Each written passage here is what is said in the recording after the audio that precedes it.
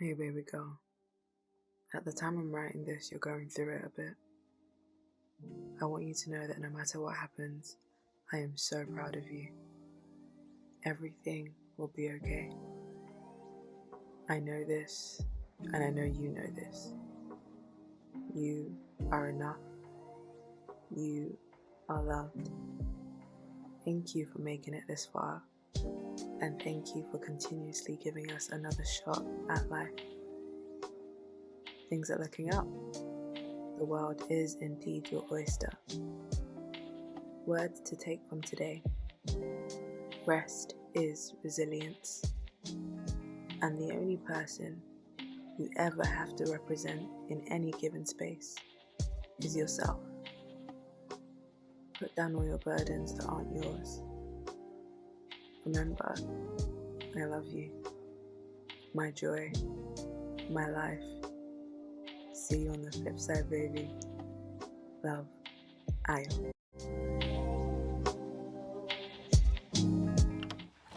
Hello, hello, hey, hello, hello, hello, hello, hey, hello, hello, hello, hello, hey, hello, hello, hello, hello. Hi, my name is Ayamide and welcome back to the Aya Midnight Experience. If this is your first time here, welcome. I am so happy to have you here and I hope you stay a while. Guys, today I kind of want to just rant. So in the UK, our official date of freedom is the 21st of June, so there's only so many days until that's left, and I just want to talk to you guys about how 3 lockdowns messed with my mental health. Not just the lockdowns though, but pressures that I was putting on myself and that I felt that just were put on me. I'm gonna get a cup of water, you might want to get some tea, and let's just talk. So during the first lockdown, everything was fine because when I still had uni, it was like a distraction, and honestly I was enjoying myself because I'm an introvert and I was fine not really having to go out. I was also in a bubble with one of my best friends, and so that was very it was good for us and nice for us. It was different, but to some extent it was like life is normal. And I was lucky lockdown started about 3 weeks after my birthday, so I got to celebrate my birthday, and that was like the last time out for me and a lot of my friends. And then obviously we had the summer, which was nice. I mean, it probably wasn't the best choice on Boris's. It probably wasn't Boris's best moment to give us that little, but I had a good summer. Summer 2020 was not too bad. It was all good. And then we had the second lockdown. By this time, I had graduated, finished uni.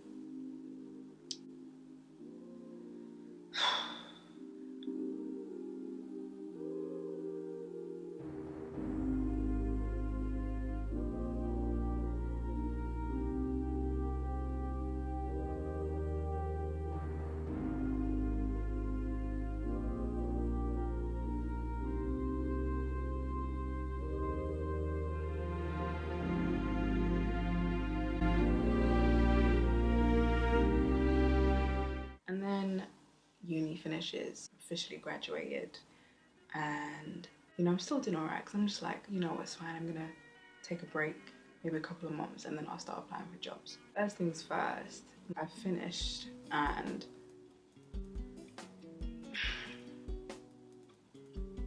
it's like, now what? Because since I was 5, I've been in education. There's always been a next thing, I never had to really worry. It was like, okay, you've got this 3 months, but then you're going back to school. And this was the first time when there was nothing like that. I thought I had plans, but not really, and I didn't study something that has I don't know what to call it, but like a school to career type thing. Like if you study nursing, your career is going to be in nursing and stuff like that. And I know I studied English and film, and a few of my friends are doing their BGCEs and going to study to be a teacher, and I knew that I didn't want to be a teacher, at least not in this country. But I had options, right? And that's one of the reasons why I did the course I did, why I studied English and film, not just because I love those two subjects, but because it would give me options. Like I could do anything, I could do loads of things, and I did so much during uni, like outside of uni, to like expand my horizons. But still, I was just like, I have no idea what I want to do or what I'm doing. And I applied for jobs that sounded nice, seemed some kind of fun. I was like, wow, okay, let's do this. And just bear in mind that in my whole, because what, 21 then, in my whole 21 years of life, I've never had a normal 9 to 5 other than work experience. So like when I was in year 10, when I was 15, I had work experience at M&S. So that was a 9 to 5, but that was only for 1 week. And then I also had like it was more like a 9 to 6 when I was 17 for another work experience at production studio. But in my 21 years of life, I never had like a proper 9 to 5 job. All the jobs that I've ever done were like 0 contract hours. I was like, okay, I know I want to work these hours, I'll put it in. So it was never anything structured. But applying for these jobs, that was what I was going to do, right? And at the time I was fine with them, and I would get to interviews and sometimes the next stage, but obviously I didn't get the jobs. And sometimes maybe 1 or 2 upset me, but most of the times that it happened, I was okay with it. Yeah, I was just okay with it. And I'm grateful now that like I didn't get those roles because they weren't for me. And I was finding it so hard to apply to them because to some of them, not all of them actually, because some of them were for me. And I'm on something now as a freelancer for a bit that is definitely a bit of me and is aligned with me. But it's just like, why do I just feel empty? Like, I just thought this is not what I want to do, and I'm just doing it because I feel like I should be doing it. And around this time as well, I was starting to feel, a little depressy. And then I started kind of like upping my meditation game. I used to do like 10-20 minutes a day. I was waking up at like 5 a.m, meditating for an hour and a half. And I would just like structure my days to be doing things. So, I'd wake up, by the way, I'm still doing some of these things, but it was different back then. I'm getting ahead of myself. So, I'd wake up at 5 a.m, 4 a.m. I'd wake up at 4 a.m, I would meditate for an hour, 2 hours tops. And then I would do some yoga or whatever exercise was on the roster for that day. Yoga was like an everyday thing, but like on Tuesdays and Thursdays I would practice pole, and on Wednesdays I would do like a Chloe Ting butt workout, and on Fridays I would practice a K-pop dance that I was into. So I was doing all these things and I was feeling good. Yeah, and I was doing well, and then I just kind of fell off, and I think it was just a lot. Even though I was meditating and I had some amazing experiences while meditating, but I was still ignoring the way I was feeling and the fact that I was forcing to be like what I thought society and the people around me wanted, right? And all these hobbies, which I don't regret picking up at all. Learning the choreography to like a K-pop song that I like, and even like I've started learning how to skateboard now. And even though me and the pole haven't seen each other in a couple of weeks, this is me doing things that I always wanted to do, like when I was younger, even not even that much younger. So things that I always wanted to do from when I was like 8, 10, but also things that I wanted to do when I was like 16, 17, that I was always too scared of looking stupid to do. And here I am doing them, and I'm enjoying myself, it's a good time. But I was using those things to ignore and mask the way I was feeling. It's so messy, it's so fucking messy, bro. So yeah, I was using these things to kind of just ignore what was going on internally, but I was still enjoying myself. So I was doing all these things and then I stopped, and then it got to about November 2020. I had been feeling like joy and happy and just like, oh yeah, this is chilling, this is life. You apply for a job here and there and you see what happens. I wasn't really getting any pressure from my mom or anything like that, which I am so grateful for. And then all of a sudden it started getting really hard to get out of bed. Taking a shower felt like a chore. Eating felt like a chore. I was just like, wow, I have to do this all over again.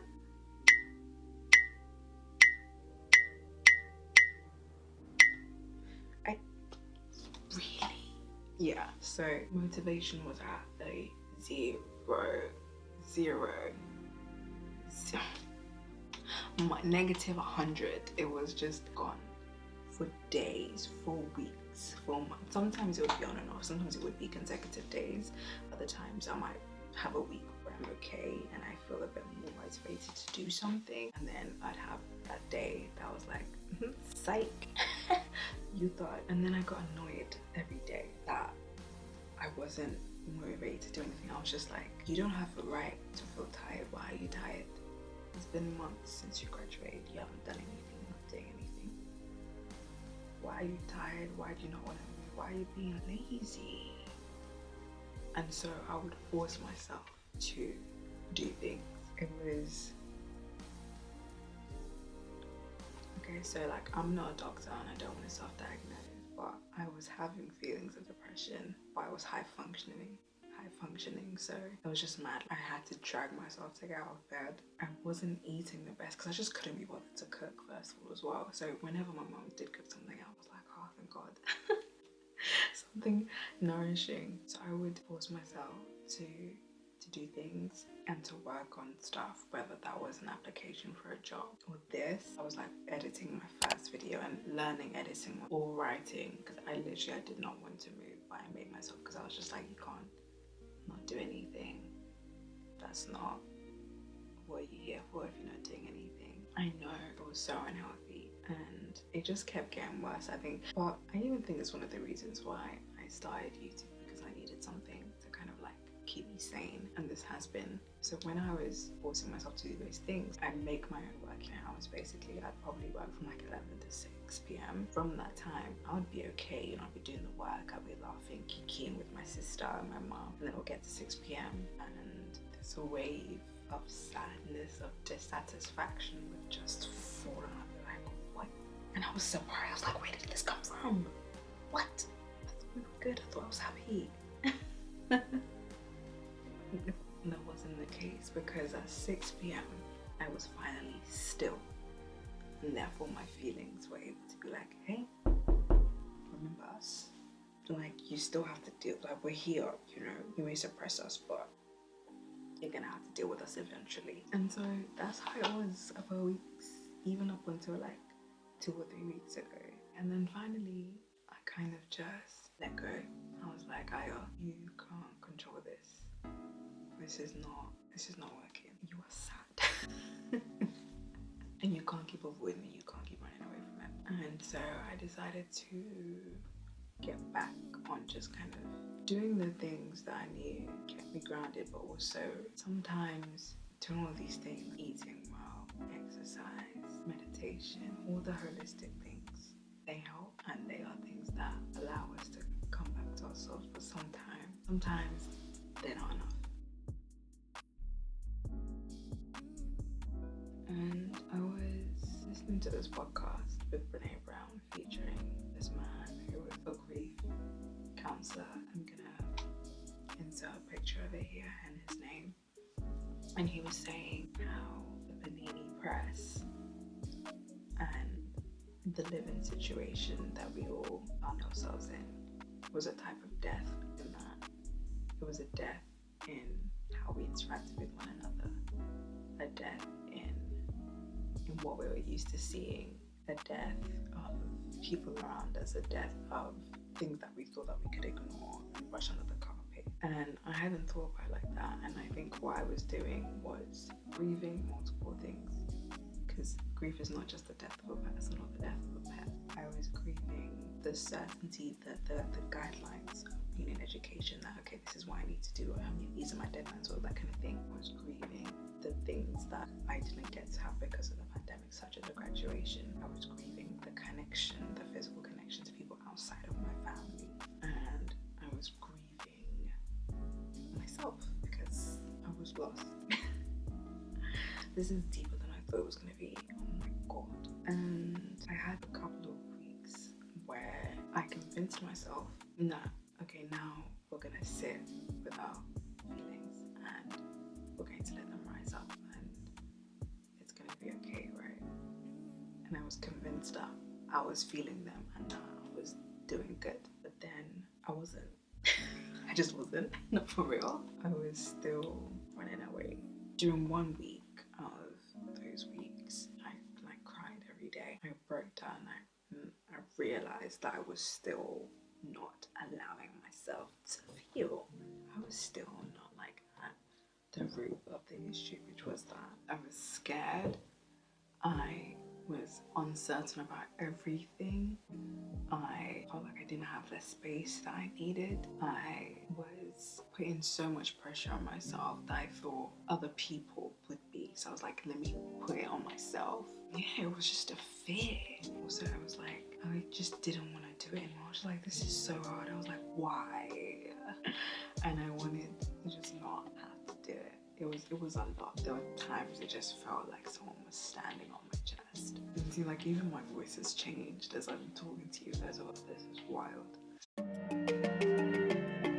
But after that week of crying every day, I was just like, okay, you've been telling yourself that you've been feeling your feelings, but you haven't. There are things that you feel and that you want that you're not allowing yourself to form because you're scared that one, that's not how things work. You shouldn't be allowed to have that, and you're scared that you'll be perceived as lazy. But there's a way that I feel about work or hard work, and the way I felt about it, and the way I was thinking about how life is.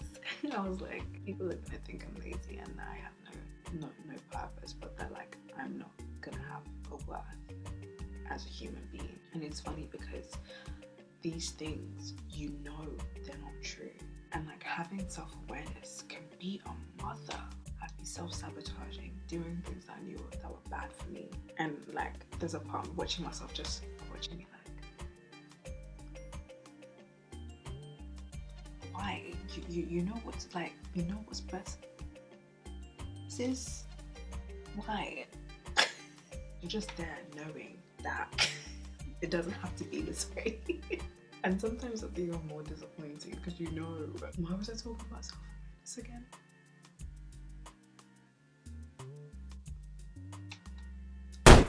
Yeah, what I was saying is that you know these things aren't true.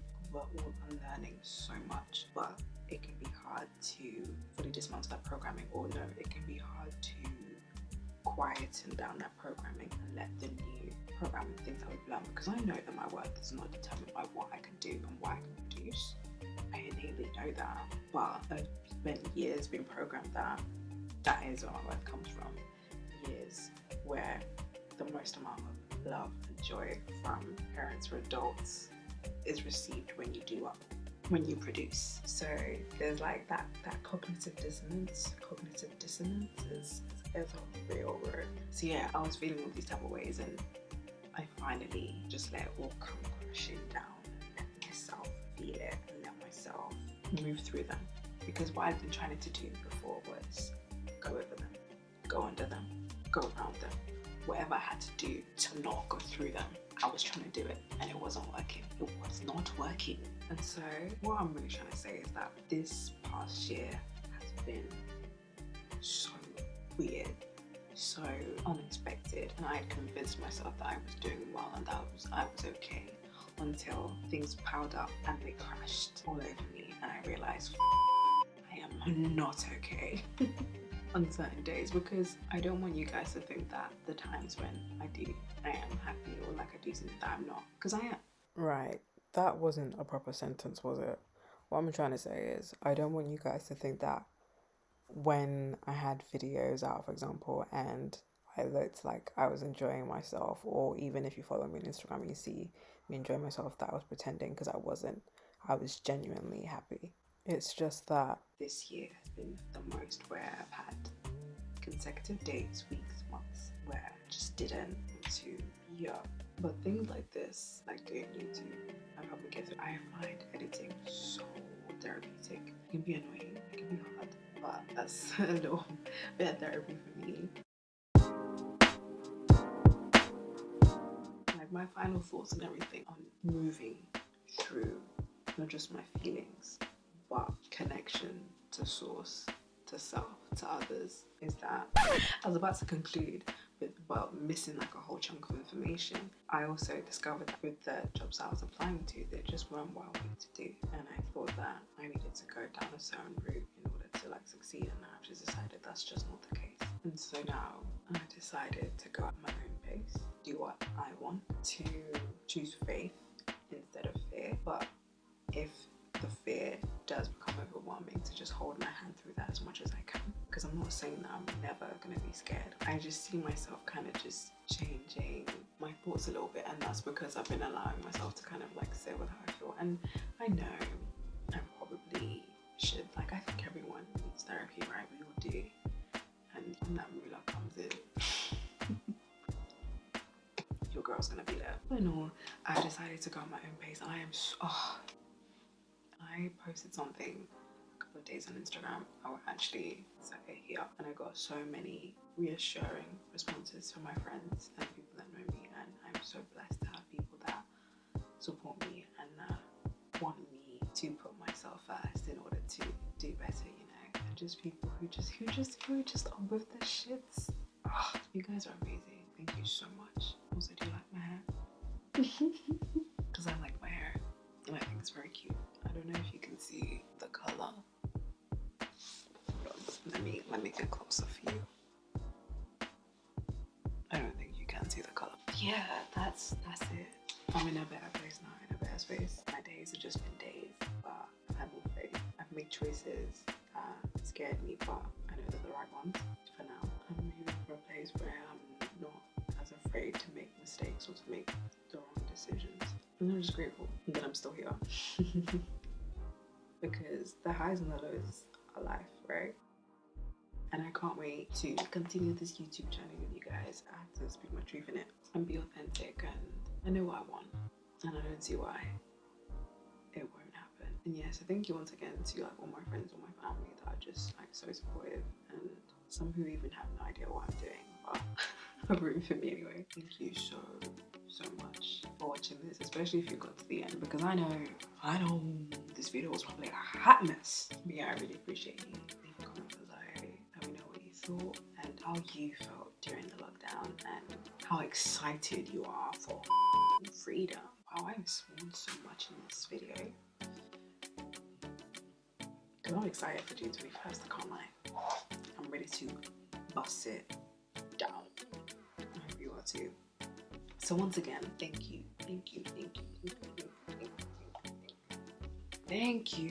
for watching this, and don't forget to like, comment, subscribe, whatever you want to.